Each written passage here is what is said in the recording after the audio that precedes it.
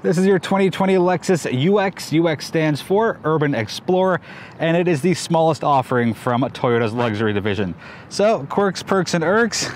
I like a spindle grille now. I didn't before, but it's a thing for me. I will admit it. I like it. Halogen turn signals, kind of an irk, but you do get nice LED headlights and the LED day runners there, and you get a nice chrome finisher along the bottom. And because this is the hybrid version of the UX, you get the blue logo as opposed to the non-blue logo.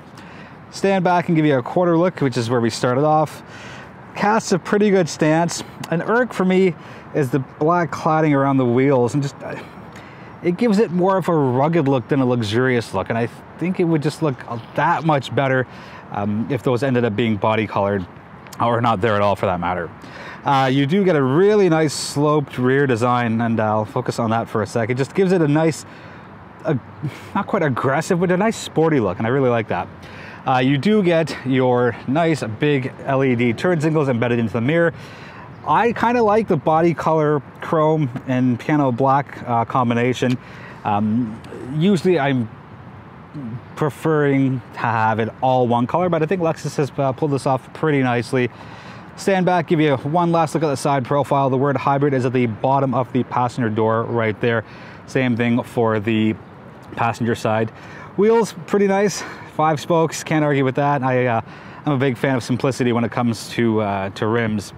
All right, let's go around the rear, and pretty conservative back here, which is, I like that. I don't think it needs to be overly designed and overly complicated. So again, blue logo, UX 250H, H stands for hybrid. I like that the turn signals are orange. Thanks Lexus for that, and you get that nice L shape down there as well. So it's only one tailpipe, but it's pretty hidden, so you can't really tell all that much that it's there, so it doesn't really matter to me that there aren't 2 of them. So this has the upgraded package where you can kick your foot under there and open it. I'm just gonna put my finger underneath the button, press it.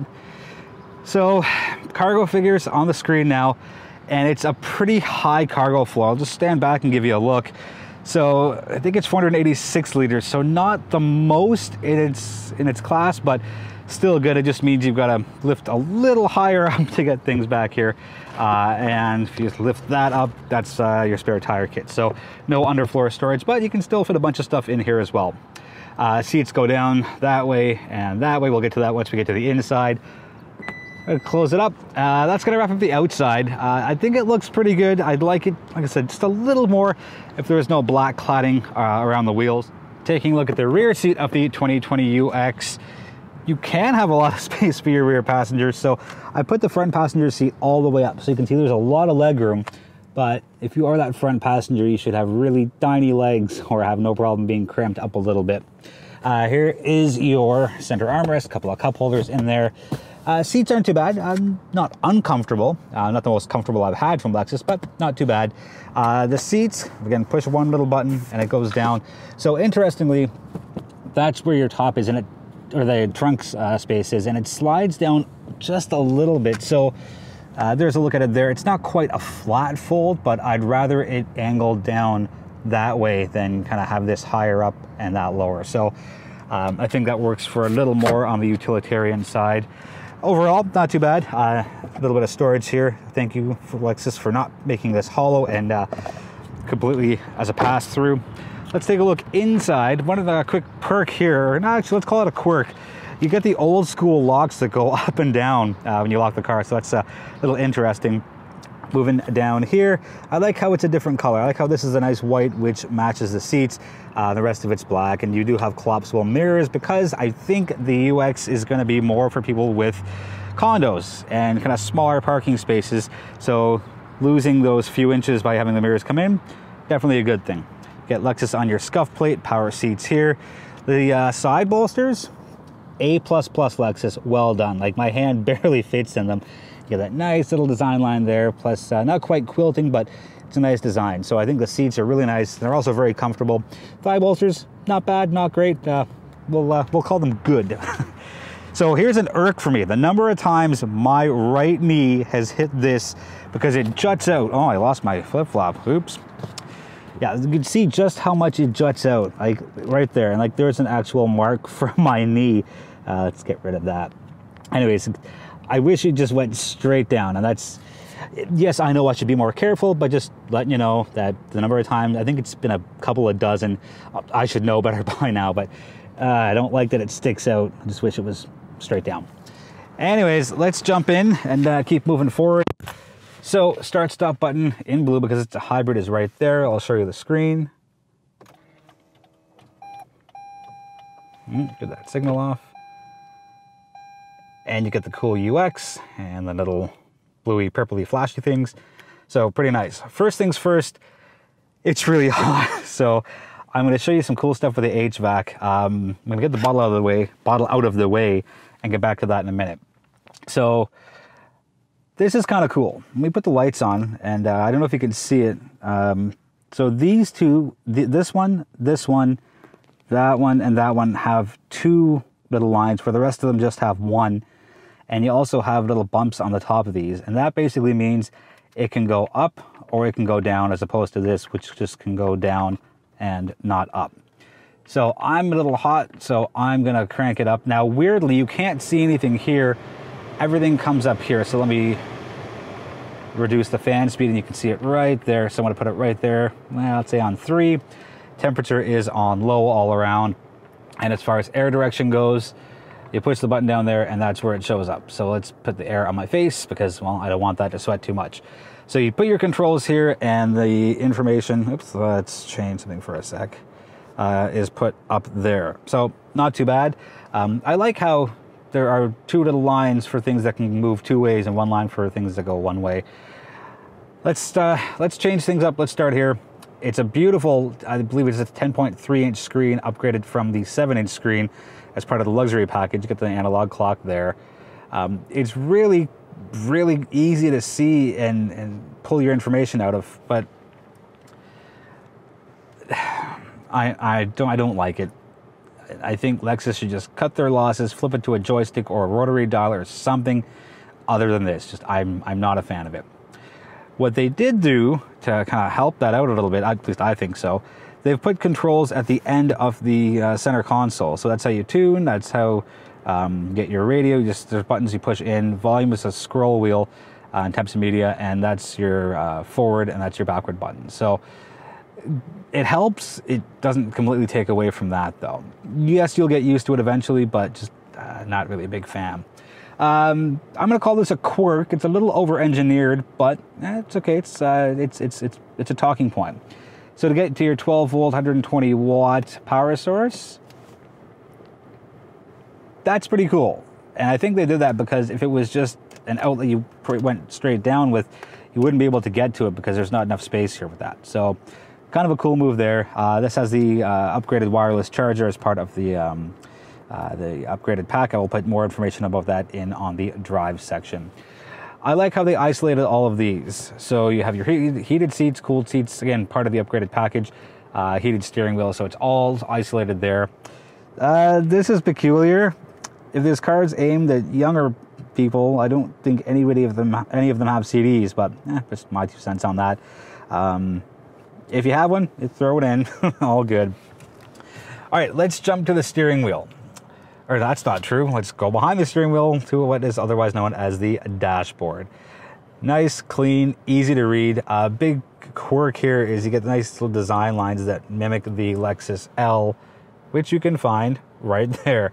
So I think that's a really nice move there. A nice Lexus spelled out at the bottom of the main dial. Most of it's digital. You get the analog on the right side with temperature and gas. You can adjust this column quite a bit, and I keep it at the energy monitor. So basically it lets me know what the engine is doing and where my power is coming from. So the engine's on the top right, the wheel is on the top left, and the battery pack is in the middle. So I think that's a cool move. I'll touch more on this in the drive portion, but I've pretty much done exactly a half tank of gas, and I've gone 338.2 kilometers. So pretty frugal on the fuel consumption side. So well done, Lexus. Here's a quirk. Traction control on-off is here. I want to put that on, and your drive modes are kind of tucked up. It's hard to miss. I think it's a cool move. I think it just adds a little bit of spice and flair to it. So I'll show you the dashboard. So up for sport, down for eco, and for normal you just, can we get them both in? You push in for normal. So I think that's kind of a cool move, very innovative, very nice. Steering wheel itself, typical Lexus, nice and very, very comfortable. You got some controls on this side. This I'm not going to go too far into it because, well, you've seen these reviews before, and Lexus is nice and consistent with what they're putting on the steering wheels. Dimmers for your dashboard, trip reset, a bunch of blanks. I think those, it's okay. That doesn't bother me as much anymore. All right. Last thing, nice big rear view mirror. You got your 3 different garage door settings, and very cool. Typical Lexus, you just push it, and that's how you get the lights on or off, as opposed to having a hard touch button. And this has the upgraded moonroof, or the Maryland Towers. I'm in downtown Mississauga, in case anybody's wondering or anybody doesn't know. Last couple of things. The cup holders, I know this has to be here. I know this has to be here. I know this is kind of jigged a little weird because that's round and that's kind of not, like, you can see the extra cutout for it. But if I'm putting a bottle of water in here, it makes it really hard to get to, for my passenger anyway, to some of these controls.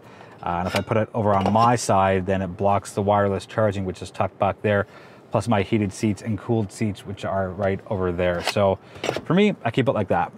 One other quick thing of note, this is a driver-centered cockpit. And the reason I say that is it's angled towards me as opposed to it being angled straight out. So I think that's a really nice move. It really just kind of connects the driver a little more with what's going on up here. So I've always been a fan of that as opposed to it just being straight out. Cool little perk, because the center armrest is kind of contoured and it's got some electronics in here, it can't fold up like that. So it folds out sideways. I think that's kind of a cool move. And there's a tiny little bit of storage here for, you know, a couple of coins or whatever it is. But I think that's a really cool move by Lexus to have it open up against the passenger seat. The parking brake is to the right of the steering wheel, tucked just underneath the start-stop button, and it's right there. I like that. It's nice and out of the way. Let's do the drive. 2020 Lexus UX 250H. H stands for hybrid. So let's do some power figures first. So this has a 2-liter engine, 4 cylinders, and the horsepower comes in at 181. Now, again, being a hybrid, there is a 5.3 kilowatt battery, and there's 2 electric motors on the front axle. So it's not lightning fast, but it doesn't need to be, right? You're picking up a hybrid for the fuel efficiency, and this is what the UX does very well. Like, I've done almost 340 kilometers, and most of it's been city driving.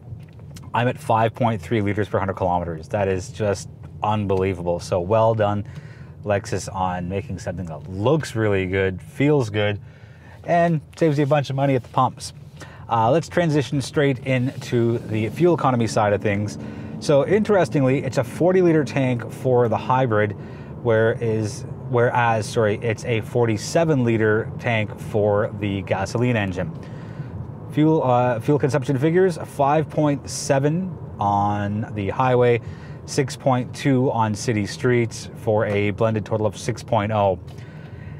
That's pretty impressive in itself. And yes, I know it's a smaller vehicle and you're not carrying as much weight, but I don't know, based off that, you could probably crack around 650, 675, and kilometers per tank. And that's just driving the right way and kind of just keeping an eye on what your surroundings are, and activating the EV mode as much as you possibly can. You know, don't run it and gun it off a light, and, you know, find a way to, when safe and, you know, able to, coast up to that next light to use the battery power. Because the car is so low to the ground, and your center of gravity is also lower, you really feel extra planted when you're, you know, doing city or turns in the city, or doing that 270-degree turn, getting onto a highway on-ramp or off-ramp. So I'm very happy with the cornering and the handling, and the driving itself. The driving itself, it feels good. You know, the cabin is a very serene place. Lots of beautiful premium materials here, and it reflects in the drive. And, you know, the cabin's very, very quiet. There's a great 8-speaker audio system that sounds very, very upscale. Comfort of the seats, very, very, very comfortable. And I've always liked Lexus's seats. And I think part of that is the really, really pronounced side bolster. So you're not kind of wiggling and moving around as you're taking turns in this. This does have Lexus's Safety System 2.0, and there's a list on that side of the screen as to what that entails. And it's a great initiative. And the further we get in the advancement in the auto industry, I think the more and more you're going to see that standard safety suite just keep increasing. This UX is spec'd out with the luxury package, and while there's a full list on that side of the screen for you, some of the highlights include the heads-up display, a 10.3-inch infotainment system. You have your heated seats, cooled seats, and you have navigation, wireless charging as well. One small irk that I have is the belt line is pretty high, so we'll put my arm up on the sill, and you can see just how much of an angle my arm is on. And that's just the design of the vehicle, right? It's meant to be lower down, and I feel it drives and feels more like a car versus a subcompact crossover. But this would get pretty uncomfortable for me. Now, I sit with the seat all the way up, so I can't get any higher, and I blame my short midsection for not having it be like that. That's gonna wrap up the review on the 2020 Lexus UX 250h. If you've got any questions on the vehicle, please let me know. I'll do my best to get you answers as soon as possible. Thank you for watching. Feel free to subscribe if you haven't already. Be safe, be well, be healthy, and I'll be back sooner than later with my next review.